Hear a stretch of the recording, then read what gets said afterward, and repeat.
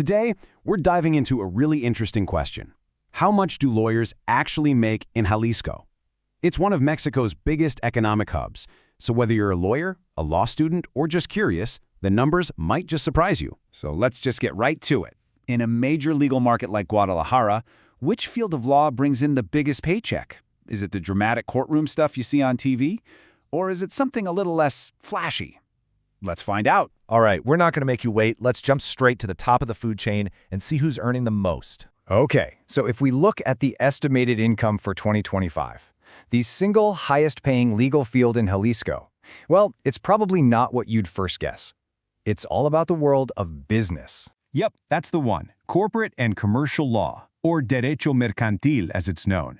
This is the legal backbone of business. You know, everything from setting up a brand new company to handling massive multi-million-dollar deals. And here's the number we're talking about. The study estimates an average annual income of 216,000 Mexican pesos for 2025. Now you got to remember, this is an estimate based on public data, but it gives us a really solid starting point. What's really interesting here is just how tightly packed these top three fields are. Corporate law is at number one, sure, but look how close tax and customs law are. This trio, this tells you basically everything you need to know about what makes Jalisco's economy run. Okay, so we've seen the top dogs, but what about the rest of the pack? Let's pull back and look at the entire ranking to see how everything else compares. And here it is, the whole spectrum. You can see how the business-centric fields, like corporate, tax, and administrative law, are all clustered at the top. Then as you go down the list, you find areas like civil and family law kind of holding down the middle. But then look all the way down at the bottom. Intellectual property. Don't let that number fool you, though. There is way more to that story. And this brings us to a really key insight from the study. It's like a tale of two different career paths. On one side, you've got corporate law. It's established, it's mature, and it pays well because the demand is always there. But on the other side, you have intellectual property. Now, the average salary is lower for now, but the study points to this as a massive growth area, especially with Jalisco's huge tech scene. So what you earn today isn't necessarily what you could earn tomorrow. So this all leads to the big question. Why?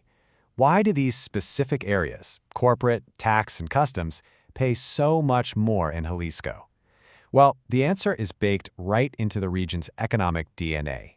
To put it simply, Jalisco isn't just any state. It's an industrial powerhouse. It's a critical hub for logistics and trade. And that economic engine creates this constant, massive demand for lawyers who can handle complicated corporate deals, tricky tax laws, and the ins and outs of customs. The money just follows the need. Of course, you can't analyze anything from the last few years without mentioning the pandemic, right? The study actually accounts for all that chaos. It shows this sharp drop in the market in 2020, followed by a slow, kind of bumpy recovery. Different fields came back at different speeds. That whole journey is what leads to the stable, moderate growth we're seeing projected for 2024 and 2025. It's a market that's found its footing again. So you might be thinking, okay, these numbers are great, but where did they even come from? It's a fair question. Let's peek behind the curtain at how they were put together. The process was pretty methodical. First, the researchers went data hunting on big job sites like Indeed and Glassdoor. Then they did the math to turn monthly salaries into annual averages, and finally, and this is the really smart part, they applied those historical adjustments we just talked about to model the market's journey from the 2020 crash all the way to the 2025 baseline. And this is so important to understand. The study's author is very upfront about this. Since there aren't any official government stats on this stuff, these are estimates. They're based on proxies, like what you see in job postings. But that doesn't make the data less useful. It just makes it more honest. Think of it as a strategic map, not a perfect satellite photo. So, we've gone through the numbers, the rankings, and the why behind it all, but what does this actually mean for you? Let's boil this all down to the key takeaways for your career. Okay, let's recap.